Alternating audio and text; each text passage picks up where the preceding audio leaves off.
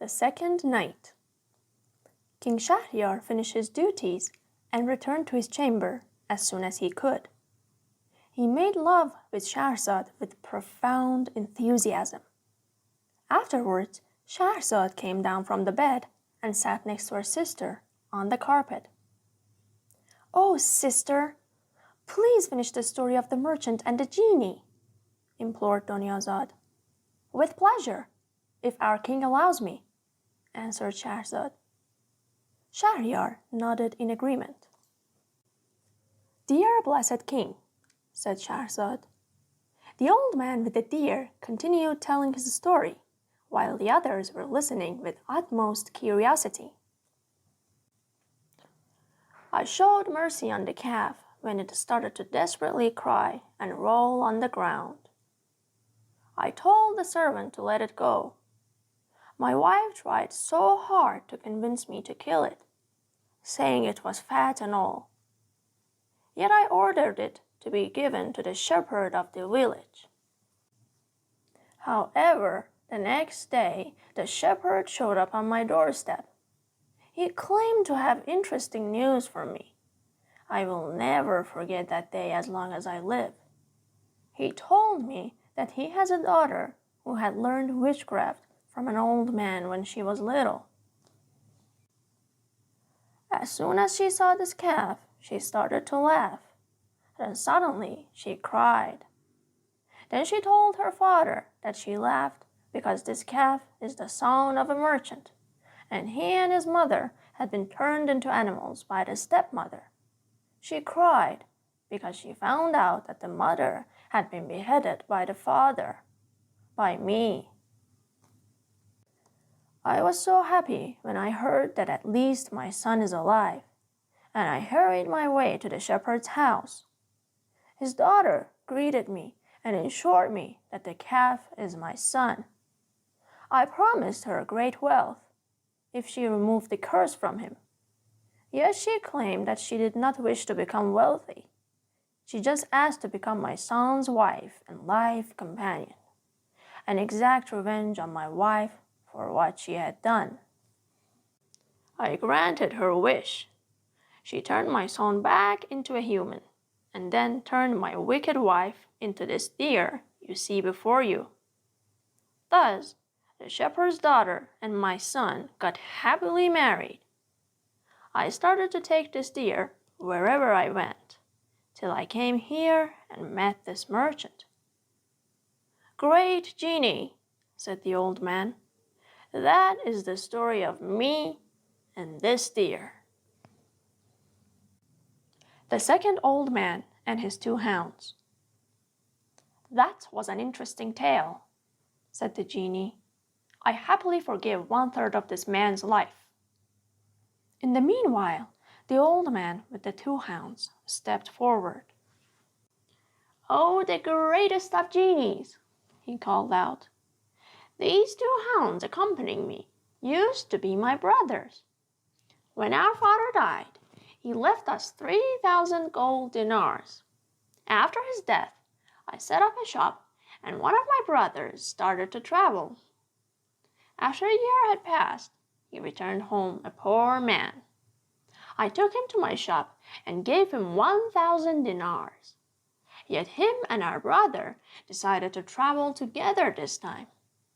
They asked me to go with them, but I was reluctant, so I didn't. I told them about all the downsides of traveling, but stubborn as they were, they did not listen to me. 6 years passed, and they worked on and off. We counted our earnings, and it was 6,000 dinars. I suggested that we save half by burying it, and use the other half to extend our business. They agreed. Then we went on a journey together on the seas, and we made so much profit. Our business was thriving. When we were about to leave a town where we had just done business, we met a girl at the shore who was so poor. She was selling old clothes. I fell in love with her and married her. I showered her with gifts and made her look like a princess. There was not a moment that we were apart from each other. Even at work, I grew distant from my brothers and our business, and eventually they became consumed by jealousy. Wish I could see that then. One night, when we were asleep in each other's arms, they attacked us, tied our hands, and threw us in the sea. My wife suddenly turned into a genie and took me to safety. I woke up on the shore, but she was not there. Soon she showed up and told me that she was a faithful genie of God, and that she had fallen in love with me when she saw me entering that town, and thus showed up as a human to get me. She swore to kill my brothers, but I begged her not to. After all, they were my brothers.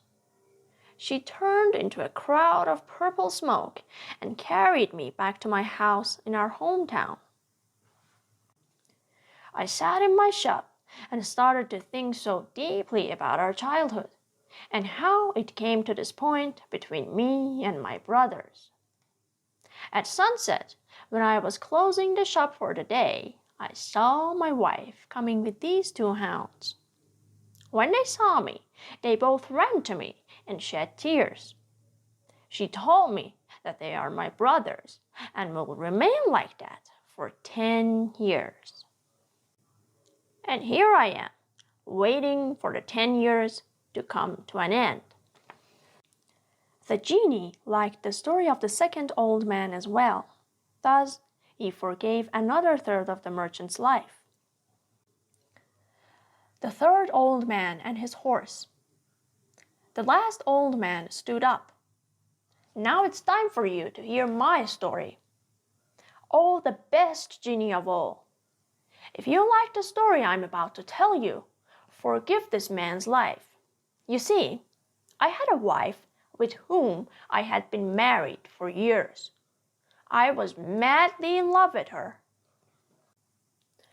I would turn night into day for her whenever she commanded. I would find my peace between the strands of her hair, brushing them as if each strand was made of gold.